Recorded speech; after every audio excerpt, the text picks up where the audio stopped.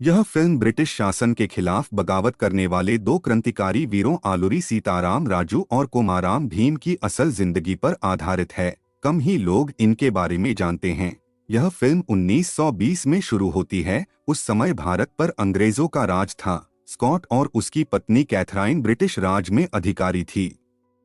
एक बार वे आदिलाबाद के जंगल में जाते हैं और वहां गोंडा नाम के आदिवासी लोगों को देखते हैं। फिर वे उनकी मल्ली नाम की लड़की को चुराकर अपने साथ दिल्ली ले जाते हैं। उस जाति के मुखिया भीम को जब इस बात का पता चलता है तो वह गुस्से से भर उठता है।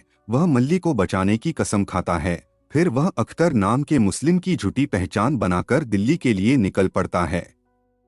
उसके साथ लच्छू नाम का एक युवक भी जाता है जो उसे गाइड करता है। उधर हैदराबाद के निजाम को इस घटना की खबर मिलती है और भीम की प्रतिज्ञा के बारे में भी पता चलता है। वह अंग्रेजों का चापलूस था, इसलिए वह स्कॉट और कैथराइन को बता देता है कि भीम उनसे बदला लेने के लिए निकल पड़ा है। लेकिन कैथराइन को इससे कोई फर्क नहीं पड़ता। वह रामा राजू नाम के पुलिस अफसर को बुलाती है और भीम को खत्म करने के मिशन पर भेज देती है। राजू अपने अंकल के साथ आजादी के सम्मेलनों में जाने लगता है ताकि भीम का पता लगा सके। एक दिन राजू को पता चलता है कि लच्छू भीम का साथी है। वह उससे दोस्ती करता है ताकि भीम तक पहुंच सके। लेकिन जब लच्छू को पता चलता है कि राजू पुलिस अफसर है तो वह भाग जाता है। इसी दौरान संयोग से राजू और भीम की मुलाकात हो जाती है, लेकिन दोनों ही एक दूसरे की सही पहचान को नहीं जानते थे। वास्तव में वे ट्रेन हादसे के शिकार एक बच्चे की मदद कर रहे थे। वहीं उनकी मुलाकात होती है जो दोस्ती में बदल जाती है। एक दिन भीम राजू से कहता है कि उसे जेनी पसंद है। जेनी स्कॉट की भतीजी थी। यह सुनकर राजू भीम की मुलाकात जेनी से करवा देता है, लेकिन भीम तो जेनी के जरिए स्कॉट के घर तक पहुंचना चाहता था ताकि मल्ली को छुड़ा सके। एक दिन जेनी भीम को स्कॉट के रेजिडेंस पर ले जाती है। भीम चुपके से उस कमरे में पहुंच जाता है जहां मल्ली को बंदी बनाकर रखा गया था। वे उसे छुड़ाकर ले जाने का प्रतिज्ञा करता है। उधर राजू लच्छू को खोज लेता है। फिर उससे भीम का पता पूछने लगता है, लेकिन लच्छू उसे एक कराई नाम के सांप से डसवा देता है और कहता है कि अब तुम नहीं बच सकते, क्योंकि उस सांप के दंश का इलाज कोई गोंद ही कर सकता है। राजू किसी तरह लड़खड़ाता हुआ भीम के पास जाता है और उससे कहता है कि उसे कराई ने डस लिया है। राजू कुछ जड़ी बूटियों से उसे ठीक कर देता है। इससे राजू समझ जाता है कि वही भीम है, लेकिन भीम बिना पूछे दोस्त समझकर उसे अपने मिशन के बारे में सब कुछ बता देता है। उसे अभी पता नहीं होता कि राजू अंग्रेजों का पुलिस अफसर है। अगले दिन भीम अपने दोस्तों के साथ कुछ जंगली जानवर लाता है और स्कॉट के घर पर छोड़ देता है। इससे चारों ओर अफरा तफरी मच जाती है। भीम स्कॉट के आदमियों को मारने लगता है, लेकिन तभी राजू आ जाता है और कहता है कि स्कॉट ने कहा है कि अगर तुमने हथियार नहीं डाले तो वह अभी मल्ली को शूट कर देगा।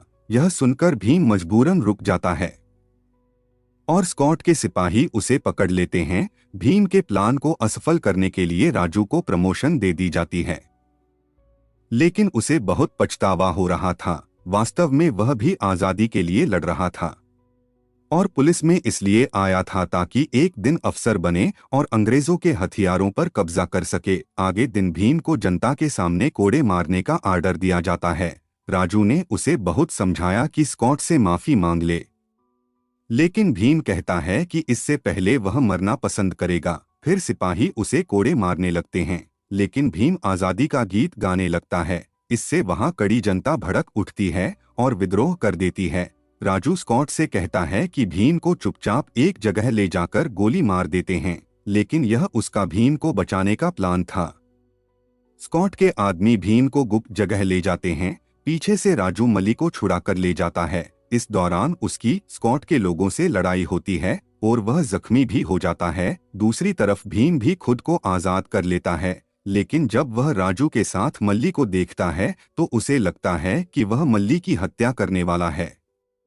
इसलिए वह राजू के सिर पर चोट करता है, जिससे राजू बेहोश होकर गिर जाता है और भीम मल्ली को लेकर वहां से निकल जाता है। होश आने पर राजू को स्कॉट के सिपाही अरेस्ट कर लेते हैं। कुछ महीने बीत जाते हैं। भीम मल्ली के साथ हाथरस में रह रहा था। एक दिन वहां पुलिस आती है, लेकिन राजू की पत्नी सीता उनसे झूठ बोल देती है कि वहां चेचक फैला हुआ है। यह सुनकर वे जल्दी से वहां से चले जाते हैं। सीता भीम के बारे में नहीं जानती थी। वह उसे बताती है कि राजू वास्तव में अंग्रेजों की जासूसी करने के लिए पुलिस में भर्ती हुआ था। एक दिन वह उनके गोला बारूद पर कब्जा करना चाहता है। यह सुनकर भीम को अपनी गलती का एहसास होता है। वह अपने दोस्त राजू को बचाने के लिए तैयार हो जाता है। इसके बाद भीम स्कॉट की बैरक पर जाता है और वहां बंदी राजू को छुड़ा लेता है। वे दोनों बहुत से सैनिक से लड़ते हैं और जंगल में भाग जाते हैं। रात को वे वापस बैरक में आते हैं और एक जलती हुई मोटरसाइकिल स्कॉट की बैरक की तरफ छोड़ देते हैं। वहां बहुत सा गोला बारूद रखा हुआ था, इसलिए बाइक के टकराने से वहां भयंकर विस्फोट होता है, जिसमें कैथरीन समेत कई अंग्रेज मारे जाते हैं। स्कॉट भी घायल हो गया था। राजू भीम को राइफल देता है और स्कॉट को मारने के लिए कहता है। स्कॉट गिड़गिड़ाता है, लेकिन भीम उसे गोली मार देता है। अंत में राजू इनाम के तौर पर भीम से उससे कुछ मांगने के लिए कहता है। भीम कहता है कि उसकी जाति को शिक्षा दी जाए। राजू इसके लिए तैयार हो जाता है।